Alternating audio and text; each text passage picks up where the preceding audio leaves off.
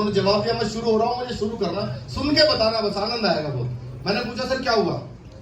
आज मैं IT extension के सामने अपना पश्चाताप करना चाहता हूँ। अच्छा, सारी दिल्ली के सामने पश्चाताप करना चाहता हूँ और एक बात कहना चाहता हूँ बिंदल साहब के सामने, अगर मैंने कोई घोटाला कर दिया तो अभी साबित नहीं हुआ है, अगर कोई घोटाला साबित हो जाए, अगर कोई करप्शन साबित हो जाए, सबके सामने कह रहा हूँ सरेआम फांसी दे देना मनीष को।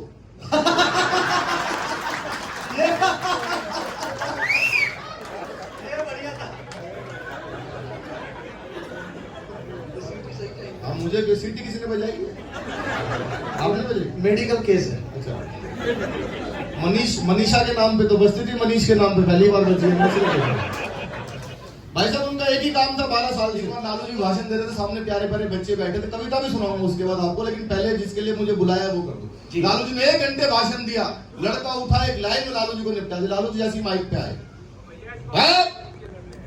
नरेंद्र मोदी, नरेंद्र मोदी, भाइयों बहनों अच्छा दिन, नरेंद्र मोदी कब अच्छा दिन आएगा कब? नीचे से लड़का उठा, बोला जी 9वीं फेल आपका लड़का डिप्टी सीएम बन गया था और कितने अच्छे दिन लोग। वाह क्या बात है, वाह वाह वाह। एक और नेता है, अभी भी है, नवजोत सिद्धू, सरदार जी खड़े साहब, मैं और शंभू हम लोग लाफ्टर में थे, हम लोगों को माइक ले जाके रखना होता था, सिद्धू जी को हंसना होता था, पर हमसे पहले शुरू हो जाते थे। एक नया लड़का है, उसने जैसे ले जाके माइक रखा, गुरु मैं कहता हूँ तुझ में वो बात है, तू ही है जो सागर को नदी, दशक को सदी बना देगा। माय डियर फ्रेंड, तुझने वो कला है, नदियां नाले पर्वत झरने का अगर सागर। बंदा डर गया, बोला जी माफ करो मैं तो माइक टेस्ट करने आया। वाह ये बढ़िया था भाई। अच्छा सर, एक दो नेता तो देश में ऐसे हैं जिनका भाषण 15-15 मिनट तक समझ में नहीं आता। एक तो स्वर्गीय मुलायम सिंह जी तो चले गए वो, एक और अभी भी हैं, राजस्थान के पूर्व सीएम श्री अशोक गहलोत, भाई साहब समझ में नहीं आता। अभी पिछले दिनों उनसे पत्रकारों ने पूछा जी राजस्थान में क्या हुआ?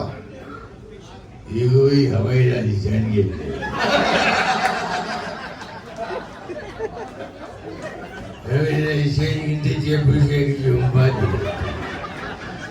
दिल्ली की जाके सुरेश से मिलके राहुल से मिलके आके वापस जब आते तो बोले आप तो आ गए। कुछ समझ में आया, थोड़ी टीवी की आवाज तेज की, मैंने शायद अब समझ में आया, वो दोबारा शुरू हुई। ये हवाई राजस्थान के ये जो हवाई चली हुई जाके राहुल से मिलके जब आते हैं, उसके बाद जब सुरेश से मिलके वापस जाते तो बताते अब तो हारोगे। अब आप समझ गए होंगे वो क्यों हारे। अब एक तो मिमिक्री किया, मैं आपको एक्सक्लूसिव सुनाता हूँ। अब आप सब लोग सेट हो गए हैं, अपनी अपनी जगहों पर बैठ गए हैं, जो अपने शायद कभी किसी को ला करके मुझे सुनी हो, मां सरस्वती की कृपा हुई। एक आए थे, एक बार मैंने की थी, राजनाथ जी की मिमिक्री मेरी बहुत पसंदीदा है, मैंने पहली बार आज तक पे की थी तो स्टैंडिंग ओवेशन मिली थी। आपको लगे कि भारत के रक्षा भी मुझे मौका मिलता है कहीं टीवी पर भी, तो मैं हर जगह उसमें करता हूँ। आजकल मेरी बहुत फेवरेट मिमिक्री है, उनका 2 रूप दिखाता हूँ। पहला वो जब यहाँ पर आपसे वोट मांगने आते, आपने सबने उनको वोट मांगते हुए सुना है, आपको आंख बंद करके लगे कि भारत के लोकप्रिय गृह मंत्री आगे तो मुझे बताना। दूसरा वो इस गोष्ठी में आते तो आपसे कैसे बात करते, देखना जब वो रैलियों में वोट मांगते, देखिए मंच के सामने मौजूद बुजुर्गों, एक मिनट बीच में नहीं रुको, व्हाइट टी शर्ट एक मिनट रुको। मंच के सामने मौजूद बुजुर्गों, माताओं, बहनों और मेरे जिगर के टुकड़े जैसे युवाओं, मैं आपको बहुत शुभकामनाएं देता हूं और इतना ही कहना चाहता हूं, ये राहुल बाबा कहते हैं इनको विकास दिखाई नहीं देता है। राहुल बाबा आपको कभी विकास दिखाई नहीं देगा, आपकी आंखों पर तो इटालियन चश्मा चढ़ा।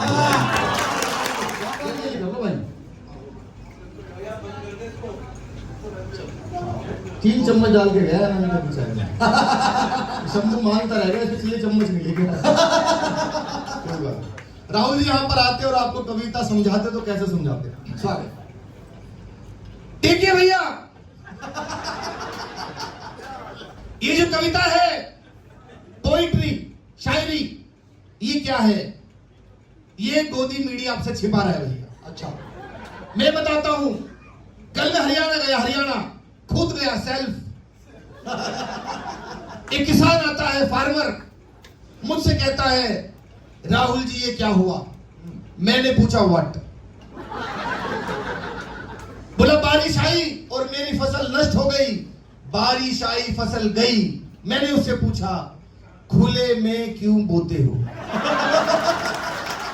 क्या बात है, वाह वाह वाह वाह वाह वाह। एक बार तालियां जोरदार मिलनी चाहिए। जिंदाबाद। वो समझ गया, वो समझ गया भैया। मुझसे बोला, इज्जत से सम्मान से बोला, भाई साहब आप जाइए, ये है पोइट्री, खत्म, टाटा, बाय बाय। अब आएगा मजा। ये मजा मैं सबको दूंगा जलेबी की फैक्ट्री में। लेकिन एक आवाज है जो पूरी दुनिया में गूंज रही है, मैं बहुत जल्दी सुनता हूँ, 2 बार सुनता। हाँ, चाइना गया था वैसा प्रोग्राम करने, गुंजाओं में, उनको इंग्लिश नहीं आती तो बेचारों को हिंदी कहां से आएगी, पर भाइयों बहनों पे उन्होंने भी ताली बजाई। ये मोदी जी का और है भाई साहब, अजीब गरीब लोग हैं चाइना वाले। मेरे को पानी मांगना था, उससे इंग्लिश में पानी मांगा तो उसने दिया नहीं। लड़की खड़ी थी पानी लेके, हिंदी में मांगा, हिंदी में भी नहीं दिया। इशारा किया, इशारा भी नहीं समझते। मैंने कहा हमारे हरियाणा में आओ, आधा किलोमीटर दूर से एक्सप्रेशन देख के बता दें कि माचिस मांगने आ रहे हैं। तो पता ही नहीं बेचारा। मोदी जी यहाँ पर आते तो मैं कोशिश कर रहा हूँ आपसे, कैसा बात, स्वागत। भाइयों बहनों, मेरे देश में और देश की राजधानी दिल्ली में और दिल्ली के आईपी एक्सटेंशन में, आईपेक्स भवन में परंपरा की 150वीं गोष्ठी है। तो मैं मेरी और 135 करोड़ भारतीयों की तरफ से आपको शुभकामनाएं। वाह वाह वाह। शानदार कार्यक्रम चल रहा है जी। दीपक सैनी प्रस्तुति दे रहे हैं। दीपक सैनी को बुलाना चाहिए कि नहीं बुलाना चाहिए? बुलाना चाहिए कि नहीं बुलाना चाहिए? बुलाना चाहिए। हर कार्यक्रम में बुलाना चाहिए जी। और इतना मोटा लिफाफा भी देना चाहिए। हाँ, लेकिन वो लिफाफा 10 का रहेगा, 10 के नोटों वाला। अगर ये 10 की गड्डी है तो आज रात से बंद।